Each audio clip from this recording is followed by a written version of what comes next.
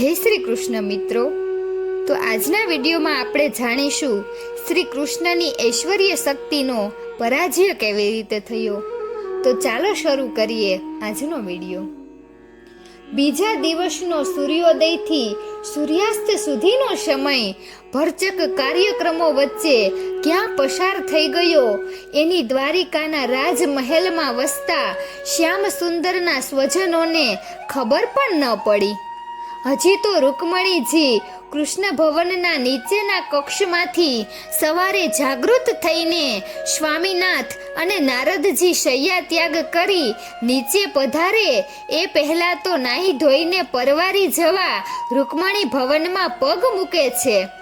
ત્યાં તો સાસુ શ્રી દેવકી માનો સંદેશો લઈને આવેલી સેવિકાએ જણાવ્યું કે માતૃશ્રીની એવી ઈચ્છા છે કે આજે દેવર્ષિ નારદ સહ દેવકી નંદન બપોરનું ભોજન એમને ત્યાં લે, સાથે 8 પુત્ર વધુઓ પણ એમના પુત્ર પરિવાર સહ ભોજન માટે બાના મહેલે પધારે એવું માતૃશ્રીનું ખાસ આમંત્રણ છે।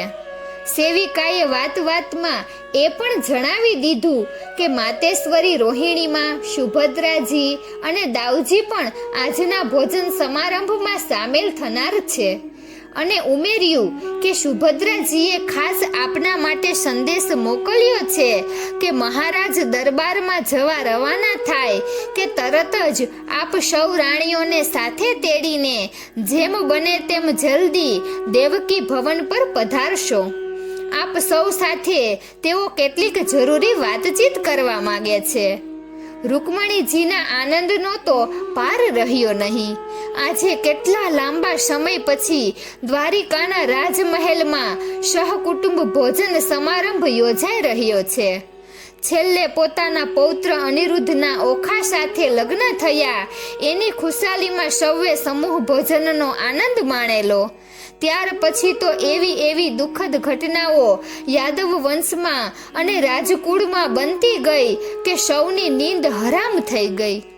આજે મહિનાઓ પછી શાંતિનો સૂરજ દ્વારિકાના રાજમહેલ પર ઉગ્યો હોય એવી અનુભૂતિ થઈ રહી હોવાથી પ્રફુલ્લિત થઈ ગયેલા પટરાણીએ પોતાની સેવિકાઓ જોડે સત્યભામા, જામવતી, કાલિંદી, મિત્રવિંદા, સત્યા, ભદ્રા અને લક્ષ્મણાને સાસુશ્રીનું ભોજન આમંત્રણ પાઠવી દીધું અને તેમના આવાસે જવા માટે તૈયાર થઈને થોડી જ વારમાં પોતાના મહેલે આવી જવા સૌને કહેવડાવી દીધું। દુગ્ધપાન અને ફળાહારને ન્યાય આપીને દ્વારકાધીશે એક બાજુ દાવજીને કૃષ્ણ ભવન પર તેડી લાવવા સેવકને દોડાવ્યો તો બીજી બાજુ કુલગુરુને તથા રાજપુરોહિતને સન્માનભેર રાજમહેલમાં લઈ આવવા દારૂકને રથ લઈને રવાના કર્યો। પૂજા પાઠથી પરવારીને દેવર્ષિ નારદજી પણ પ્રભુ સમક્ષ હાજર થઈ ગયા એટલે શ્યામ સુંદરે નવગ્રહ શાંતિ યજ્ઞ અંગેની પ્રાથમિક ચર્ચા એમની સાથે શરૂ કરી।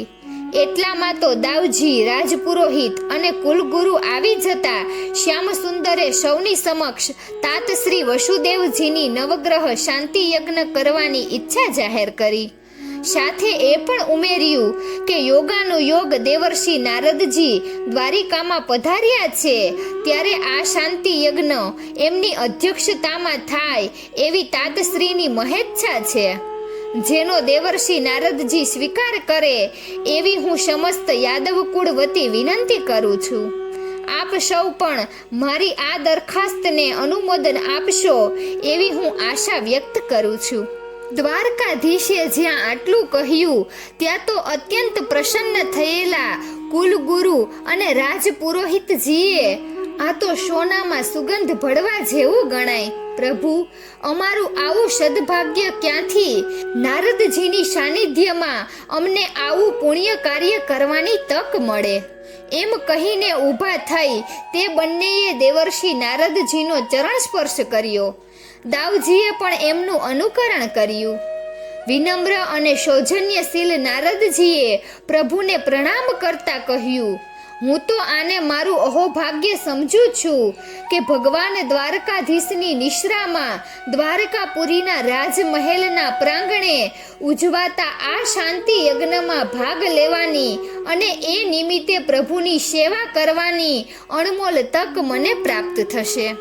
નારદજીએ આ જવાબદારી સ્વીકારી તે બદલ સૌએ તેમનો ખૂબ ખૂબ આભાર માન્યો અને પછી મંત્રીમંડળની આજ સવારની બેઠકમાં આ અંગેની વિધિસર જાહેરાત કરાવવા અને આ શાંતિ યજ્ઞની પૂર્વ તૈયારીને લગતી જે કંઈ આનુષંગિક વ્યવસ્થા ઊભી કરવી પડે તેનો કાર્યભાર જવાબદાર વ્યક્તિઓને સોંપવા સભાગૃહમાં જવા માટે સૌ ઉત્સુક થઈ ગયા. ત્યારે વ્યવહાર કુશળ દાવજી બોલી ઉઠ્યા, એ બધું તો થઈ રહેશે અને જે કંઈ વ્યવસ્થા કરવી પડશે તે બધી કરી લઈશું, પરંતુ મને પહેલા એ તો કહો કે આ શાંતિ યજ્ઞ ક્યારે શરૂ થાય છે અને તે ક્યારે પૂરો થશે? નારદજીએ કુલગુરુ અને રાજપુરોહિતની સામે જોઈને કહ્યું, પ્રભુએ મને ગઈકાલ રાત્રે જ આ વાત કહેલી અને તેથી મેં ચોક્કસ ગણતરી કરીને અને બધી રાશિ તથા ગ્રહોના સ્થાન ગતિ જોઈને યોગ્ય મુહૂર્ત આજે સવારે જ જોઈ રાખ્યું છે. પવિત્રમાં પવિત્ર માર્ગશીર્ષ માસ શરૂ થવા આડે હજી 5 દિવસનો સમય બાકી છે. આપ સૌ જો 5 દિવસમાં રાત દિવસ એક કરીને આ યજ્ઞને લગતી તમામ તૈયારી કરી શકો છો તો 9 દિવસ સુધી ચાલનારા આ નવગ્રહ શાંતિ યજ્ઞનો મંગલ પ્રારંભ થઈ શકે. વળી એની સાથે સાથે પ્રભુએ મને પોષી પૂનમે કુંભ મેળામાં યમુના સ્નાન કરવા સૌ સ્વજનોને કુરુક્ષેત્ર પહોંચી જવું છે એ વાત પણ કહેલી છે. તેથી એ શુભ યાત્રાનો પ્રસ્થાન દિન પણ મેં માગશર સુદ 11 નિશ્ચિત કર્યો છે. આમ યજ્ઞ અને યાત્રા બંનેના મુહૂર્ત જો આપ સૌને માન્ય હોય તો આપે આજની રાજસભામાં આ બંને મુહૂર્ત સચવાઈ રહે તે રીતે ખૂબ ઝડપી વ્યવસ્થા કરવાની કામગીરી ગોઠવવી પડશે. રાજપુરોહિત અને કુલગુરુના માથા પરથી ઘણો મોટો બોજ ઉતરી ગયો. જે કામ એમને કરવાનું હતું તે કામ સર્વશાસ્ત્ર પારંગત મુનિવર્ય વીણા પાણી સ્વયં કરી આપ્યું. એથી એમની ખુશીનો પાર રહ્યો નહીં. એમણે બંનેએ સહર્ષ આ બંને શુભ મુહૂર્ત વધાવી લીધા. દાવજીને તો એમના સ્વભાવ મુજબ ભાવતું ને વૈધે કહ્યું એના જેવું થયું. માત્ર 5 જ દિવસમાં યજ્ઞની પૂર્વ તૈયારી જો કરવાની હોય તો યુદ્ધના ધોરણે કામ કરાવવામાં એમને જે આનંદ આવશે એની કલ્પનાથી તેઓ પુલકિત થઈ ગયા. શુભસ્ય શીઘ્રમ એમ કહીને દેવર્ષિ નારદજી ઉઠવા જતા હતા ત્યાં ભગવાને તેમને રોક્યા. રૂકમણી સૌને ગળ્યું મોં કરાવવા આવી રહ્યા છે એટલું પ્રભુ બોલી રહ્યા ત્યાં તો સેવિકાઓ સુવર્ણ થાળમાં મહાપ્રસાદ અને મધુરા સૌ લઈને આવી પહોંચી અને સાથે આવેલા પટરાણીએ પોતાના સ્વહસ્તે તેનું સૌને વિતરણ કર્યું. થોડી વાર પછી રાજમહેલના 2 સુવર્ણ રથ આ 5 મહાનુભાવોને લઈને રાજસભા ગૃહ ભણી જવા ઉપડી ગયા. ત્યારે આ તકની જ રાહ જોઈને ઊભેલી શ્યામ સુંદરની 7 રાણીઓ રૂકમણીજી પાસે દોડી આવી અને સૌ હરખભેર તાત શ્રી વસુદેવજીના દેવકી ભવન પર પહોંચી જવા ઉતાવળે રવાના થઈ ગઈ. લગભગ મધ્યાહન સમયે શ્રી કૃષ્ણ અને બલરામ દેવર્ષિ નારદજીને લઈને માતૃશ્રીના મહેલે ભોજનાર્થે પધાર્યા ત્યારે શ્યામ સુંદરના તમામ સ્વજનો પૂજ્ય વસુદેવજી, દેવકીજી અને રોહિણી માની ઉપસ્થિતિમાં એમના જ આગમનની રાહ જોઈને બેઠા હતા. નવગ્રહ શાંતિ યજ્ઞ અંગે આજની સભામાં શો નિર્ણય લેવાયો અને શું શું નક્કી થયું તે જાણવાની જિજ્ઞાસા માત્ર વડીલોને જ નહીં, રાણીઓને, સુભદ્રાજીને અને પુત્ર પૌત્રો પુત્રવધુઓ સૌ કોઈને હતી. તેથી પહેલો જ પ્રશ્ન એ પૂછાયો કે પછી શું નક્કી થયું આજની સભામાં? કાયમ દાઉજીનો અધિકાર કોઈને કોઈ બહાને છીનવી લેતા શ્યામસુંદરે આજનું રમણીય વાતાવરણ જોઈને પોતાના હાથે જ અધિકાર મોટા ભાઈને ભોગવવા દીધો. હસીને એમણે દાઉજીને ઈશારાથી કહ્યું કે આ લોકોની જિજ્ઞાસા આજે તમે જ સંતુષ્ટ કરો. પણ દાઉજી જેનું નામ, એમને એમ જિજ્ઞાસા સંતોષે તો થઈ જ રહ્યું ને. એ તો મોં પર પૂર્ણ ગાંભીર્ય ધારણ કરીને વધ્યા. અહીં તો પેટમાં કકડીને ભૂખ લાગી છે. પેટમાં વજન પડશે તો જ બોલવાની શક્તિ આવશે. અને ભોજન શાળામાં બોલવા પર માતૃશ્રીએ હજી પ્રતિબંધ ક્યાં મૂક્યો છે? એટલે ખાતા ખાતા બધું નિરાતે કહેવાશે. પૂછો મુનિવરને, ભૂખે ભજન હોય ગોપાલા? એવું તેવો બધાને કહે કે નહીં? અને બધા ખડખડાટ હસી પડ્યા. પ્રેમ વત્સલ દેવકીમાં અને પરિવાર ઘેલા રોહિણીમાં સૌને ભોજન ગૃહ તરફ દોરી ગયા.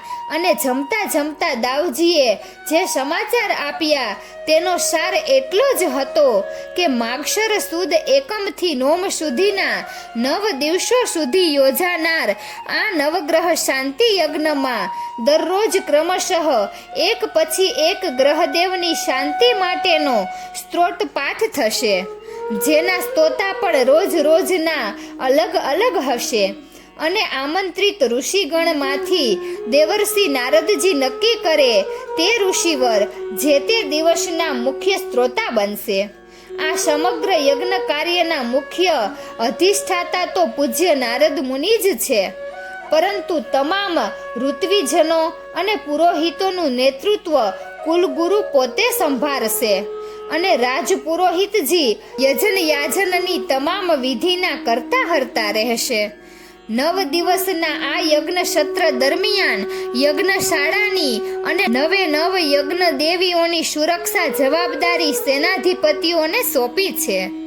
જ્યારે આજથી 5 દિવસ દરમિયાન સમગ્ર યાદવ સામ્રાજ્યના ચારેય સીમાડે અને રેવતક પર્વતની એક ગુહા કોતર કંદારમાં નિવાસ કરતા ઋષિમુનિઓને તેમની સ્વેચ્છાએ પૂર્ણ માન આદર સહિત રથમાં અત્રે તેડી લાવવા માટે એક ખાસ રથદળની આખી જ વ્યવસ્થા દાઉજી પોતે સંભાળશે. દ્વારિકાના અને આસપાસના તમામ ગ્રામ નગરોના બ્રાહ્મણોને આ 9 દિવસના યજ્ઞમાં પધારવાનું અને બ્રહ્મ ભોજન કરવાની કૃપા કરવાનું આમંત્રણ લઈને ઝડપી ઘોડે સવારીથી અલગ અલગ ટુકડીઓ ચારે દિશાઓમાં દાંડી પીટવા આજ બપોર પછી ઉપડી જશે. રાજમહાલયની કઈ ભૂમિ પર યજ્ઞશાળા ઊભી કરવી અને યજ્ઞવેદીની ચારે બાજુઓથી ગમે તે સ્થળે બેસીને પણ યજ્ઞવિધિ નિરાંતે નિરખી શકાય એવી બેઠક વ્યવસ્થા સાથેનો વિશાળ સમિયાણો કેવી રીતે ઊભો કરવો તેનું માર્ગદર્શન રાજ્યના સ્થપતિઓને શ્રી કૃષ્ણ જાતે આપવાના છે. જ્યારે 9 દિવસ સુધી બંને ટંકની હજારો આમંત્રિતો માટેની સમગ્ર ભોજન વ્યવસ્થાનો ભાર અમે સૌએ ઉદ્ધવજીને અને જમાઈરાજ અર્જુનજીને સોંપવાનો વિચાર કર્યો છે. તેઓ આજકાલમાં અત્રે આવી પહોંચશે એવા સમાચાર દૂતો દ્વારા પ્રાપ્ત થયા છે. તેથી તેઓ આવે તે પહેલા કોઠાર મંત્રી અને કોષાધ્યક્ષ શ્રીને સૂચના અપાઈ ગઈ છે કે 9 દિવસના બંને ટંકની ગણતરી કરીને જરૂરી તમામ ખાદ્ય સામગ્રી રાજ્યના અન્ન ભંડારમાંથી યજ્ઞની ભોજનશાળા પર પહોંચાડી દેવાની વ્યવસ્થા તેઓ પોતાની અંગત દેખરેખ નીચે કરી દેશે.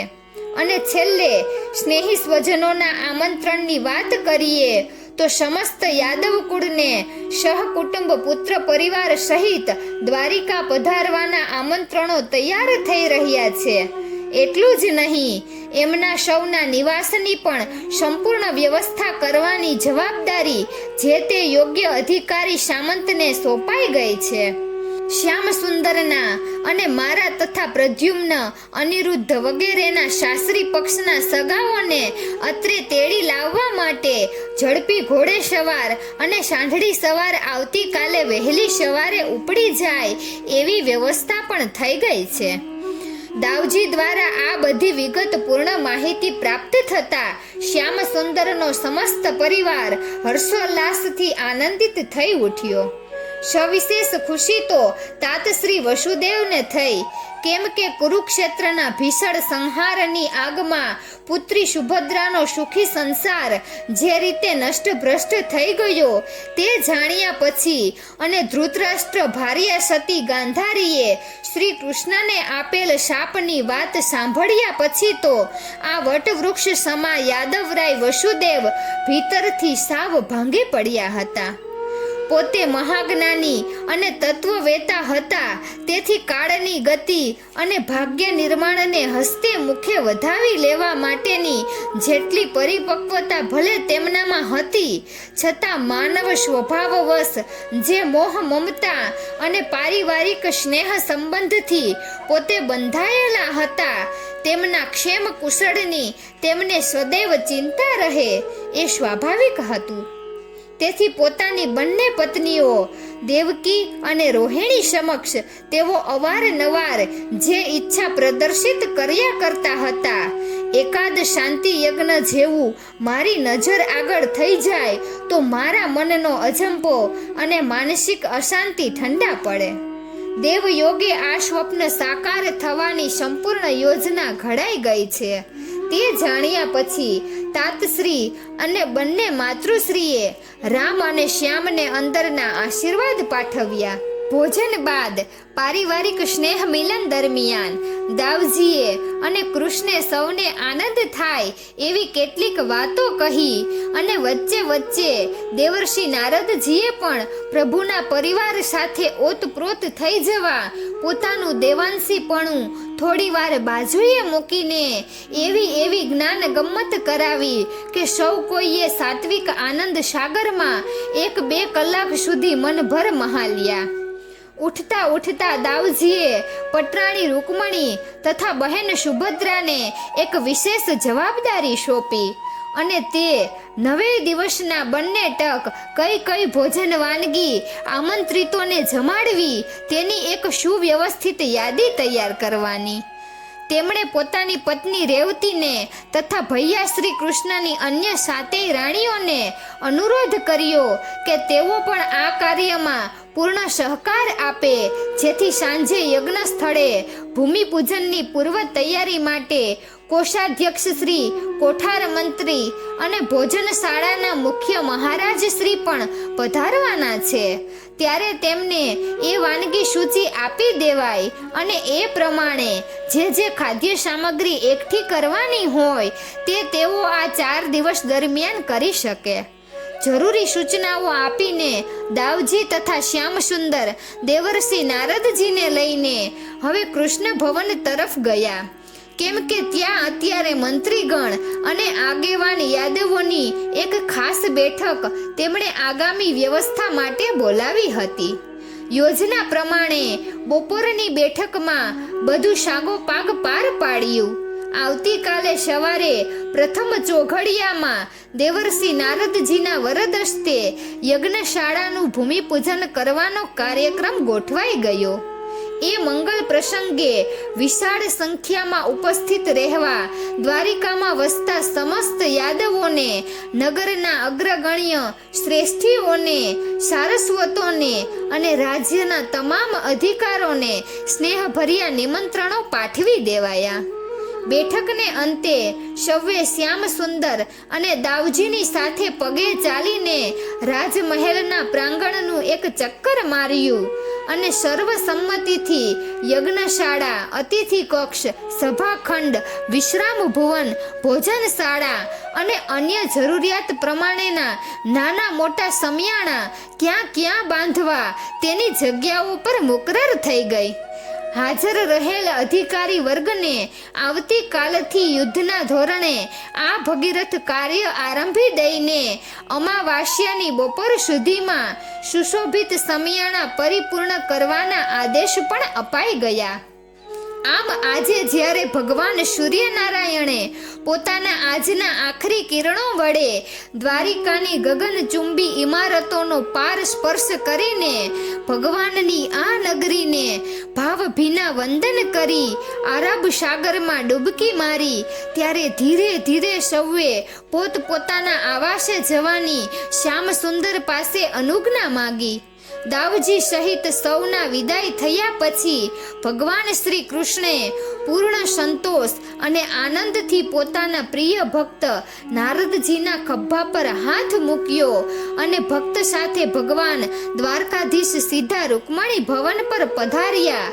ત્યારે ત્યાં સાયન ભોજનની વ્યવસ્થા કરાવીને પટરાણી રૂકમણી એમની રાહ જોતા દરવાજામાં જ ઊભા હતા.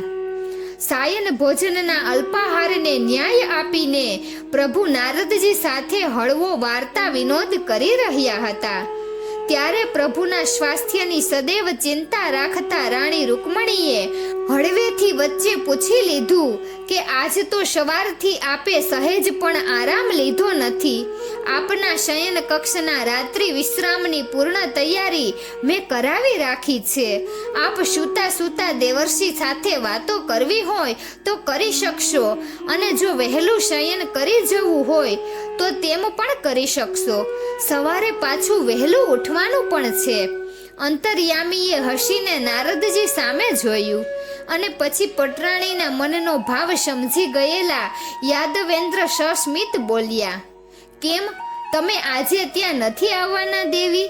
થાક લાગે કે ન લાગે, પણ નારદજી જેવા મુનિવર આપણે આંગણે પધાર્યા હોય અને સત્સંગનો લાભ ન લઈએ તો આ મનુષ્યાવતાર એડે ગુમાવ્યો કહેવાય. ચાલો થોડી વાર સત્સંગ માણીશું. આમે તે વહેલી ઊંઘ તો મને કે તમને ક્યાં કોઈ દિવસ આવે છે. તમે અહીંની વ્યવસ્થા કરીને શાંતિથી આવી પહોંચો. હું ને નારદજી જઈએ છીએ. ચાલો મુનિવર, કહીને પ્રભુ ઉઠ્યા. નારદજી તેમને અનુસર્યા અને મનમાં અત્યંત ખુશી અનુભવતા પટરાણી ગઈકાલ રાતની અધૂરી રહેલી પ્રસંગ કથા આજે સ્વામીના શ્રી મુખે જો આગળ સાંભળવા મળે તો કેવું સારું એવી કલ્પનામાં રાચતા ઝટપટ પરવારીને કૃષ્ણ ભવનના શયન કક્ષમાં પહોંચી ગયા. રૂકમણીજીના આગમન પૂર્વે વાકપટુ શ્રી નારદજીએ પ્રભુ સાથે વાર્તાલાપ આરંભ કરી દીધો હતો અને ત્રેતાયુગના રામાવતારની દ્વાપર યુગના કૃષ્ણાવતાર સાથે આધ્યાત્મિક તુલના કરતા કરતા એવી ચતુરાઈથી જનક નંદિની શ્રી સીતાના મહાન ત્યાગની, સહનશીલતાની અને પતિ પરાયણતાની પ્રશંસા કરી કે પ્રભુને ગઈકાલની અધૂરી કથાનો દોર સાંધતા જે કહેવું હતું તે કહેવાની સહજ તક પ્રાપ્ત થઈ ગઈ. રૂકમણી શયન કક્ષમાં પ્રવેશ્યા ત્યારે પ્રભુ નારદજીને કહી રહ્યા હતા, દેવર્ષિ, રામાવતારમાં સીતા રૂપે અને કૃષ્ણાવતારમાં રાધા રૂપે ગોલોકેશ્વરીએ ત્યાગ અને સહનશીલતાના સર્વોચ્ચ શિખર સર કરીને આર્યાવર્તની પ્રજાને આદર્શ નારીના જે બે જ્વલંત ઉદાહરણ પૂરા પાડ્યા છે તે તો અનન્ય અને અપ્રિતમ છે અને એની કોઈથી પણ ના પાડી શકાય એમ છે જ નહીં. પરંતુ સીતાની પતિ પરાયણતાની તમે જે પ્રશંસા કરો છો એના સંદર્ભમાં હું એટલું જ કહું છું કે ભોગવીને ત્યાગો અને ત્યાગીને ભોગવો એ બે વચ્ચે આસમાન જમીનનું અંતર છે. વર્ષો સુધી પતિ સાથે ગૃહસ્થાશ્રમમાં દાંપત્ય સુખ માણ્યા પછી કોઈ સૌભાગ્યવતી સ્ત્રીને પતિનો વિયોગ થાય અને એ વિયોગના વર્ષોમાં પતિના સંતાનોને ઉછેરતા એ સદૈવ મનસા વાચા કર્મણા પતિ પરાયણ રહે તો એ પ્રશંસનીય જરૂર છે, પણ અભિનંદનીય કે વંદનીય તો નથી જ. કેમ કે એ તો આર્યાવર્તની સંસ્કૃતિના જન્મજાત સંસ્કારનું જ પરિણામ છે. પરંતુ તમે કૃષ્ણાવતારના રાધાજીને તો નખ શીખ ઓળખો છો. નથી એમણે મારી સાથે ગૃહસ્થાશ્રમ માણ્યો કે નથી અમે એકબીજાને યૌવનાવસ્થામાં મળ્યા. માનવ દેહ ધારણ કરેલા અમે બે કેવળ કિશોરાવસ્થા ને કુમારાવસ્થામાં થોડા જ વર્ષો સાથે રહ્યા છીએ. જોકે સાથે રહ્યા પણ ન કહેવાય, કેમ કે બાળપણમાં પરણેલા કોઈ પતિ પત્ની જેમ એક ગૃહે નિવાસ કરે એ રીતે તો અમે એક રાત પણ જોડે રહ્યા નથી.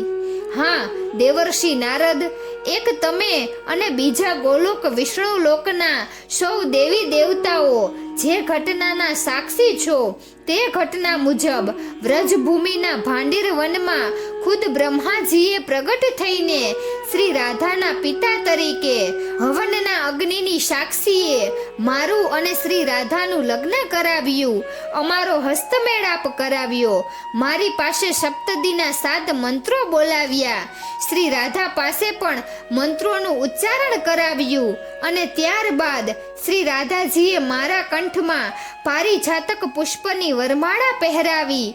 તેવી જ રીતે મેં પણ શ્રી રાધાજીના કંઠમાં વૈજંતી માળા પહેરાવી. અને આમ ભાંડીર વનમાં શ્રી બ્રહ્માજીએ શ્રી રાધાનું કન્યાદાન દઈને માનવ દેહધારી શ્રી રાધા મને પત્ની રૂપે સમર્પિત કરી ત્યારે તમે સૌ દેવોએ, ગાંધર્વોએ અને અપ્સરાઓના સમુદાયે ગીત, નૃત્ય અને વિવિધ વાજિંત્રોના મધુર નાદથી આ દિવ્ય મંગલ પ્રસંગોચિત ઉત્સવ મનાવ્યો હતો. આ દેવી ઘટનાને બાદ કરતા એવો એક પણ પ્રસંગ આ ભૂલોક પર અમારી વચ્ચે નથી બન્યો કે જેનાથી અમે પતિ પત્ની છીએ એની કોઈને પણ પ્રતીતિ થાય. આટલું કહીને શ્રી કૃષ્ણ સહેજ અટક્યા અને પછી પ્રેમાર્ધ નયને પોતાને નિહાળી રહેલા પોતાના પતિ પરાયણા પટરાણી સામે જોઈને કહેવા લાગ્યા, વળી આ દેવી ઘટના બની ત્યારે મારી અને શ્રી રાધાની માનવ દેહે ઉંમર કેટલી હતી તે તમારાથી ક્યાં અજાણ્યું છે. છતાં તમે વિચાર કરો કે જેણે જન્મતાની સાથે જ પૂર્વજન્મના સંસ્કાર બળે મને જ પોતાનો પતિ માની લીધો અને બાલ્યાવસ્થાની નિર્દોષ રમત જેવી કહી શકાય એવી અમારી બાળ લીલાઓનું ચિરંતન સ્મરણ ભાથું ગાંઠે બાંધીને રાખીને જે નારીએ મન વચન કર્મથી મને જ પોતાનો પતિ પરમેશ્વર ગણીને આખું સુદીર્ઘ આયખું મારા વિયોગમાં સ્વમાન ભેર અને ખુમારીથી વિતાવ્યું તે શ્રી રાધા રૂપની પતિ પરાયણતાની તોલે રામાવતારની શ્રી સીતા રૂપની પતિ પરાયણતા તો કાંઈ વિષાતમાં નથી એમ હું માનું છું. આટલું બોલતા બોલતા શ્યામ સુંદર ફરી રાધા મહાભાવમાં ડૂબી ગયા. થોડી ક્ષણો નીરવ પસાર થઈ ગઈ. પછી જાણે અંતરના ઊંડાણમાં ગોપિત કોઈ રહસ્ય માનવી તંદ્રાવસ્થામાં સ્વગત અભિવ્યક્ત કરે એમ શ્રી કૃષ્ણ બોલવા લાગ્યા. પગે ચાલીને આવજા થઈ શકે એટલું આવતા ગોકુળથી મથુરામાં. પણ આ માનુની રાધા એકવાર પણ મને મળવા મથુરા નથી આવી. પગે ચાલીને આવજા થઈ શકે એટલું અંતર હતું ગોકુળ મથુરા વચ્ચે. કંઈક ગોપ ગોપાંગનાઓ મહી માખણ વેચવા રોજ ક્યાં નહોતા આવતા ગોકુળથી મથુરામાં. પણ આ માનુની રાધા એક પણ વાર મને મળવા મથુરા નથી આવી. એણે ધાર્યું હોત તો એ મને કોઈની જોડે સંદેશો પણ મોકલી શકી હોત યા કોઈને કોઈ બહાને મને યમુના કિનારે મળવા આવવાની ફરજ પાડી શકી હોત. પણ એ સ્વામીની નારીએ આમાંનું કાંઈ જ ન કર્યું અને મેં ગોલોકના જે ઠપકો આપેલો તેના પ્રત્યુત્તરમાં ત્યારે એણે જ પ્રતિજ્ઞા લીધેલી કે તે અક્ષરશઃ ને જીવનભર પાડી બતાવી. ઉપરથી મેં ઉદ્ધવજીને એની પાસે સંદેશો લઈને મોકલ્યા ત્યારે પણ એણે સામેથી મને જાણે મારી મર્યાદાનું ભાન કરાવતી હોય એમ કહેડાવ્યું. આપ વ્રજમાં પુનઃ પધારો તો અમને કેટલો બધો આનંદ થાય એ આપ જાણો છો. છતાં જો એમ કરવાથી આપને સહેજ પણ કષ્ટ થતું હોય તો આપ આ બાજુ ન આવશો. વળી આપ મથુરા છોડીને અત્રે આવશો જ નહીં તો અમને કેટલું બધું દુઃખ થાય એ પણ આપનાથી અજાણ્યું નથી. છતાં જો એમ કરવાથી આપના મનને સુખ શાંતિ પ્રાપ્ત થતા હોય તો આપ સદા ત્યાં જ નિવાસ કરજો. આહા, કેટલો મોટો ત્યાગ અને કેવી આ ભક્તિ! આટલું રહસ્ય પ્રાગટ્ય અનાયાસે થઈ ગયું કે આયાસપૂર્વક પણ આ કથન પૂર્ણ થતાં જ જાણે પોતે પુનઃ દ્વારકાધીશનું અસ્તિત્વ અંગીકાર કરી લેતા હોય એ રીતે શ્યામ સુંદરે શ્રી રૂકમણી પાસે જળ માગ્યું. અને આજે તો વચ્ચે દાસીનો વિક્ષેપ પણ જેમને સ્વીકાર્ય ન હતો એવા પટરાણીએ પહેલેથી જ જળ પ્રબંધ કરી રાખ્યો હતો, એટલે સ્વયં ઉઠીને પ્રભુ માટે અને નારદજી માટે તેઓ જળ પાત્ર ભરી લાવ્યા. જલપાન કરીને પ્રભુએ હવે સીધે સીધું નારદજીને જ જાણે શ્રી રાધા મહાત્મ્યનું પ્રવચન ભાથું ન બંધાવતા હોય એ રીતે કહેવા માંડ્યું. હવે મારી વાત કરું તો હે નારદજી, કૃષ્ણાવતારમાં હું પોતે પણ મારી આ વામ અંગભૂતા શ્રી રાધાજીના આવા ઉજ્જવળ વિશુદ્ધ માધુર્ય ભાવસભર પ્રેમ તાતણાથી એવો તો બંધાઈ ગયો છું કે હું લાખ પ્રયત્ન કરું તો પણ શ્રી રાધાજી સમક્ષ ક્યારેય પણ મારા પરબ્રહ્મ ઐશ્વર્યનું એક કિરણ પણ પ્રગટ કરી શકતો નથી. બીજા શબ્દોમાં કહું તો મારું સમસ્ત ઐશ્વર્ય શ્રી રાધાના નિર્મળ પ્રેમ પ્રવાહમાં ઓગળી ગયું છે, એકાકાર થઈ ગયું છે. એટલું જ નહીં, મારું ઐશ્વર્ય જ શ્રી રાધાની સેવામાં ખડે પગે ઊભું રહી ગયું છે. નારદજી, આપણી વૈકુંઠની પરિભાષામાં આ હકીકતને વધુ સ્પષ્ટ કરું તો અમારા બંનેના દિવ્ય લીલા રસને વધુ પુષ્ટ કરવા તથા અમારી લીલાના રસાસ્વાદનમાં વિશેષતા લાવવા મારી ઈચ્છા શક્તિનો સ્વયંભૂ આદેશ પામી મોટે ભાગે મને ખબરે ન પડે એ રીતે મારી ઐશ્વર્ય શક્તિ પ્રગટ થઈ ને રાધાને માધુર્ય ભાવની સેવા ચાકરી કરે છે. આ સાંભળીને હર્ષ વિભોર થઈ ઉઠેલા નારદજીએ અત્યંત પ્રેમાવેશમાં આવી જઈ બાજુમાં પડેલી પોતાની મધુર વીણાનો ટંકાર મારીને ધન્ય પ્રભુ, નારાયણ નારાયણ ના જયનાદથી વાતાવરણને દિવ્યાતિ દિવ્ય બનાવી દીધું. ભગવાને આગળ ચલાવ્યું. તમે તો એ તમામ હકીકતોથી સુજ્ઞાત જ છો મુનિવર કે આ કૃષ્ણાવતારના બાળપણમાં મેં પૂતના તૃણાવર્ત ઉદ્ધાર, યમલાર્જુન ઉદ્ધાર, કાલિય દમન, ગોવર્ધન ધારણ, ઇન્દ્રમાન ભંગ, બ્રહ્મમોહ હરણ ઇત્યાદિ જે કંઈ કર્યું, અરે ખુદ રાસલીલામાં જ અસંખ્ય કૃષ્ણ સ્વરૂપોનું જે પ્રાગટ્ય કર્યું તે મારી આ ઐશ્વર્ય શક્તિને જ આભારી હતું.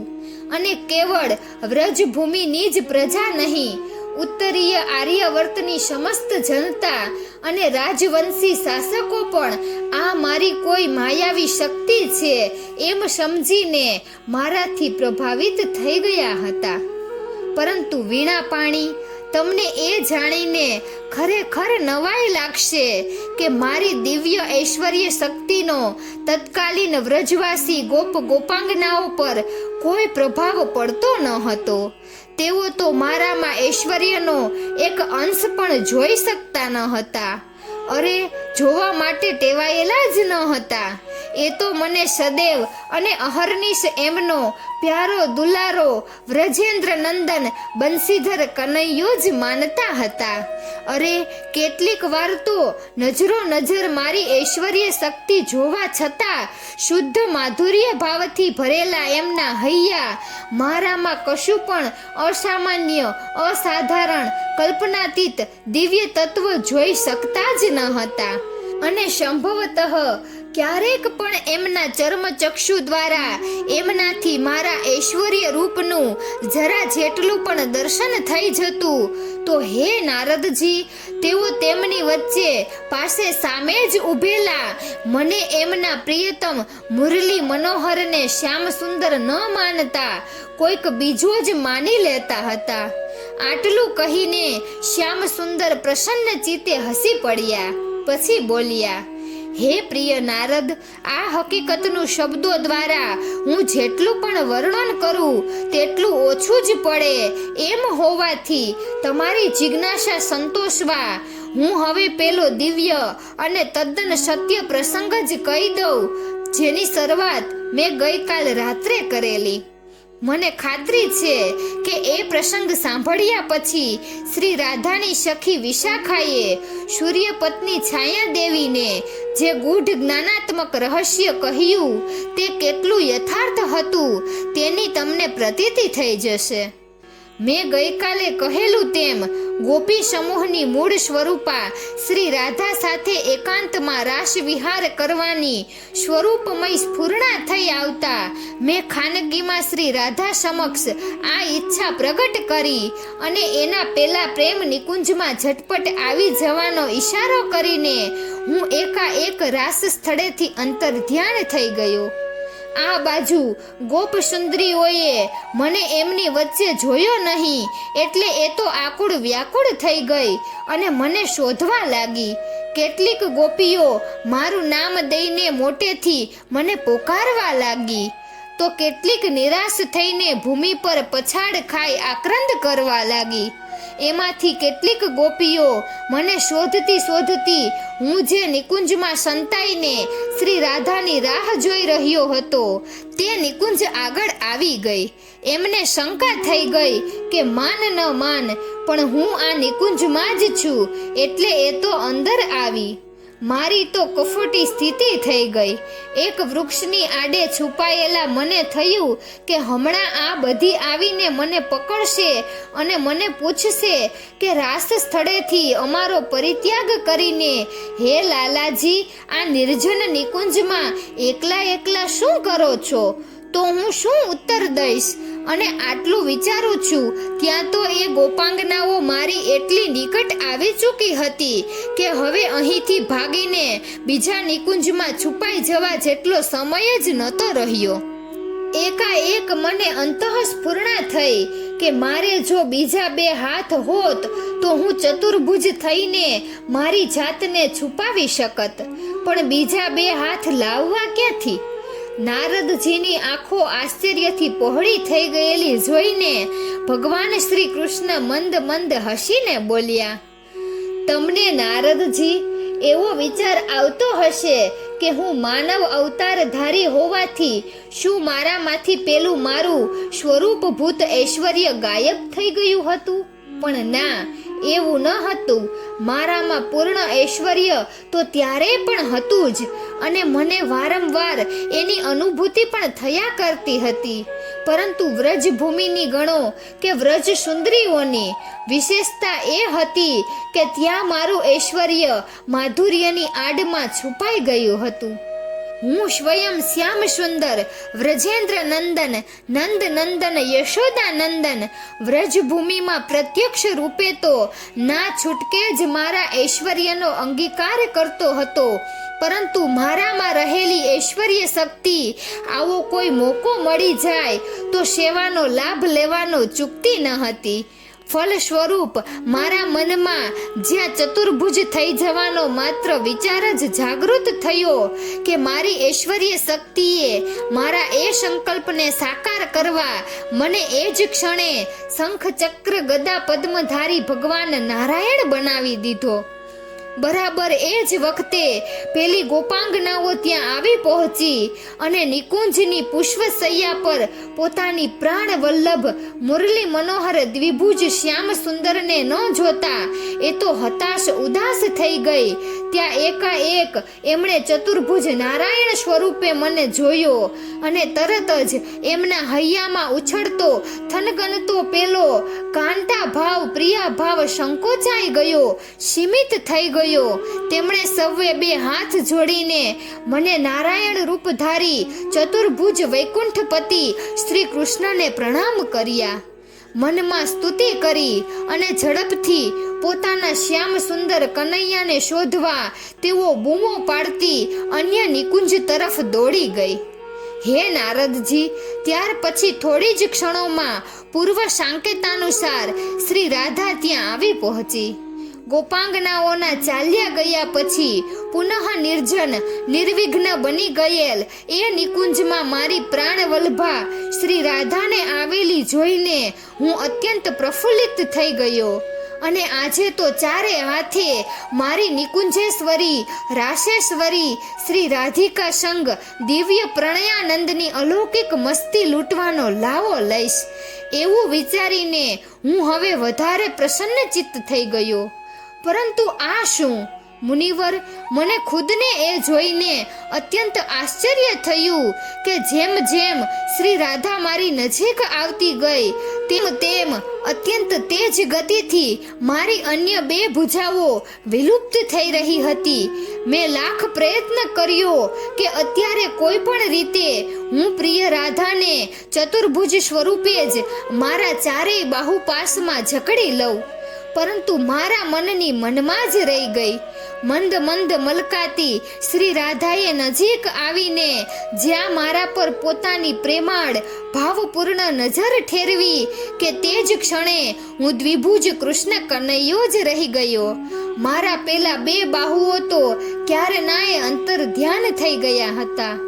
વ્રજભૂમિમાં બનેલો આ અભૂતપૂર્વ દિવ્ય પ્રસંગ પોતાના પટરાણીને ભક્ત શિરોમણી શ્રી નારદજીને સંભળાવ્યા બાદ થોડી વધારે સ્પષ્ટતા કરવા ખાતર ભગવાન શ્રી કૃષ્ણે ઉમેર્યું કે હે મુનિવર, જોયું ને, આવો હતો મહાન ભાવરૂપી શ્રી રાધાના અપ્રિતમ માધુર્યનો વિલક્ષણ પ્રભાવ. એમની સન્મુખ મારી એ ઐશ્વર્ય શક્તિ કોઈ પણ રીતે પોતાનો પ્રત્યક્ષ રૂપમાં ટકાવી શકતી ન હતી.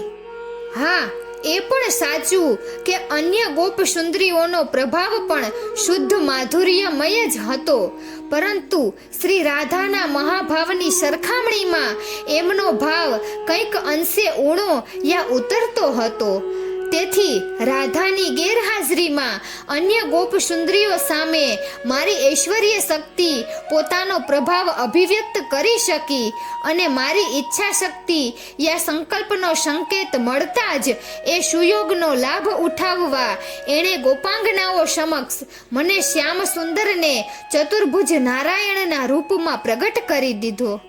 પરંતુ શ્રી રાધાજીનો માધવ મહાભાવ અત્યંત પ્રબળ અને સર્વાધિક હતો, જેના પ્રભાવે કરીને મને સૂર્યનો ઉદય થતા તારાઓનો સમૂહ ઢંકાઈ જાય તેમ શ્રી કૃષ્ણનો માધુર્યપૂર્ણ માધવ મહાભાવ એમના સુંદર ચક્ષુઓમાંથી પ્રગટ થતા જ મારા ઐશ્વર્યને પરાજ્ય થઈને ઓગળી જવું પડ્યું. હવે હે મુનિ શ્રેષ્ઠ, તમે તમારી વિચક્ષણ બુદ્ધિ પ્રતિભાથી સ્વયં નિર્ણય કરો કે વેદની ઋચાઓ જેટલી પવિત્ર આ ગોપાંગનાઓ જો રાધાજીના મહાભાવ આગળ પાણી ભરતી હોય, મારી સર્વશક્તિમાન ઐશ્વર્ય શક્તિ ખુદ જેમના પાવિત્ર્ય અને નિષ્કલંક ચારિત્ર આગળ પરાજિત થઈ જઈને વિગલિત થઈ જતી હોય, તો પછી રામાવતારમાં આ દેવીએ સીતાજીનું રૂપ ધારણ કરીને જે ભૂમિકા અદા કરેલી તેને તમારા જેવી સર્વજ્ઞ વ્યક્તિ જો કૃષ્ણાવતારમાં રાધાજીનું રૂપ ધારણ કરીને તેમને જે મહાન ત્યાગ, તપ, ભક્તિ અને સમર્પણનું પ્રોજ્વલ ઉદાહરણ પૂરું પાડ્યું છે તેની સમકક્ષ ગણે તો બીજા કોઈને ભલે કંઈ દુઃખ ન થાય, પણ મને તો પારવાર દુઃખ થાય એ સ્વાભાવિક છે.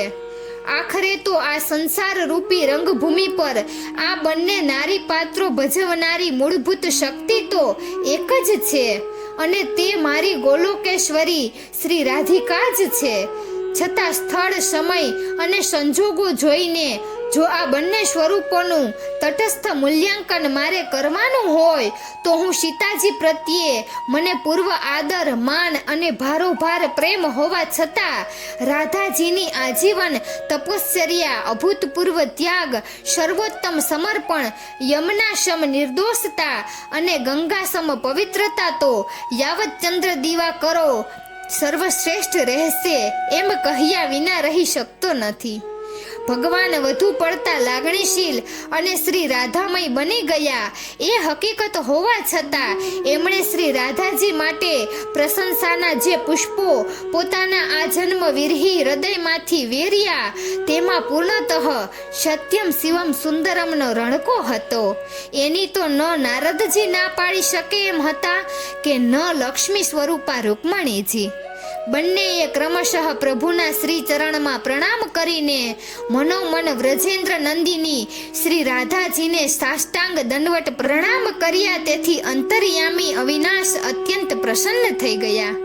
રાત્રિનો બીજો પ્રહર પૂરો થવા આવ્યો હતો અને આવતીકાલે સવારે બ્રાહ્મ મુહૂર્તમાં તો ઉત્થાન કરવાનું હતું. તેથી ગઈકાલથી શરૂ કરેલી આ દિવ્ય કથાનું સમાપન કરતા શ્યામ સુંદર બોલ્યા, હે મુનિવર, હે દેવી રૂકમણી, તમે બંને સનાતન કાળથી મને અત્યંત પ્રિય છો અને તમને હું મારા નિકટતમ સ્વજન ગણું છું. તેથી આ કૃષ્ણાવતારની કેટલીક ગોપનીય ઘટનાઓ તમારી સમક્ષ કહ્યા વિના હું રહી ન શક્યો. પેલું સ્વપ્ન રહસ્ય કહેતા કહેતા વિશાખાની વાતને દ્રઢ અનુમોદન આપવા મેં તમને વચ્ચે આ પ્રસંગ યાદ આવી ગયો તે કહ્યો. બાકી આ બાજુ પેલું સ્વપ્ન તો ચાલુ જ હતું. વિશાખાએ છાયા દેવીને શ્રી રાધાજીના સર્વોત્તમ માધવ મહાભાવનો ખ્યાલ પેલા શ્લોક દ્વારા આપી દીધો અને બે હાથ જોડીને પુનઃ વિનંતી કરી કે તેઓ શ્રી રાધાજીને વિષ્ણુ રૂપ નારાયણના ચતુર્ભુજ સ્વરૂપના દર્શન કરાવીને શ્યામ સુંદરના વિરહની મહાવ્યથાને શાંત પાડવાનો વ્યર્થ પ્રયત્ન છોડી દે. એમાં જ શ્રી રાધાજીનું ગૌરવ છે. છાયા દેવીને સમજી જતા વાર ન લાગી. તેમણે પણ આ જગદંબા મહાશક્તિ સ્વરૂપા ગોલોકેશ્વરીનું ભાવભીનું અભિવાદન કર્યું. યમુનાજી તો ક્યારે નાય એક બાજુ ઊભા આ અનુપમ લીલા માધુર્યનો આસ્વાદ માણી રહ્યા હતા. તેમણે હવે એક ક્ષણાર્ધનો પણ વિલંબ કર્યા વિના બંને સખીઓ સહિત શ્રી રાધાજીને પુનઃ પોતાના વાત્સલ્ય ઝરતા હૃદયથી આલિંગન આપીને ત્યાંથી ઉપાડ્યા અને વ્રજભૂમિના કિનારે વિરહથી સાવ સુકાઈ ગયેલા પેલા કદમના વૃક્ષ નીચે સુવડાવી દીધા. પોતાના શીતળ પ્રેમવારીનો છંટકાવ કરીને ભાનમાં લાવ્યા બાદ શ્રી યમુનાજી રાધિકાને સાંત્વના બે શબ્દો કહેવા જતા હતા, જે સાંભળવા હું એકાગ્રચિત્ત બની ગયો હતો. પરંતુ બરોબર એ જ વખતે, હે નારદજી, મારા આ પટરાણી રૂકમણીએ મારો ચરણ સ્પર્શ કરીને મને એવો ઢંઢેડ્યો કે હું ભર ઊંઘમાંથી ઝબકી જાગી ગયો. આટલું કહીને શ્યામ સુંદર એવા ખડખડાટ હસી પડ્યા કે ભીષ્મક નંદિની શ્રી રૂકમણી શરમાઈ ગયા. દેવર્ષિ નારદજી બેઠા હતા એટલે પોતે પ્રત્યુત્તર તો શો આપે, છતાં હાસ્ય વિભોર થઈ ગયેલા પ્રાણનાથને નયન કટાક્ષથી વિંધીને એમણે એવા મધુર ભાવથી એમની સામે થોડી ક્ષણો તાકીને જોયા કર્યું કે જાણે એમ ન કહેતા હોય કે રહેવા દો ને નટખટ નંદકિશોર, હજી તો તમે એવા ને એવા જ રહ્યા. તમે ક્યાં કશું માથે લો છો, કરો છો તમારા મનનું ધાર્યું અને નિમિત્ત બનાવી દીધી મને. બહુ જબરા શ્યામ સુંદર, તમે બહુ જબરા. ત્યાં તો રાત્રિનો બીજો પ્રહર પૂરી થયાની સૂચના આપતા રાજમહેલના સંત્રીએ સર્વક્ષેમ કુશળની આલબેલ પોકારી અને પ્રભુએ ચાલો મુનિવર હવે શયન કરીશું એમ બોલીને ઊભા થઈ ઝરૂખામાં આટા મારવા પ્રસ્થાન કર્યું.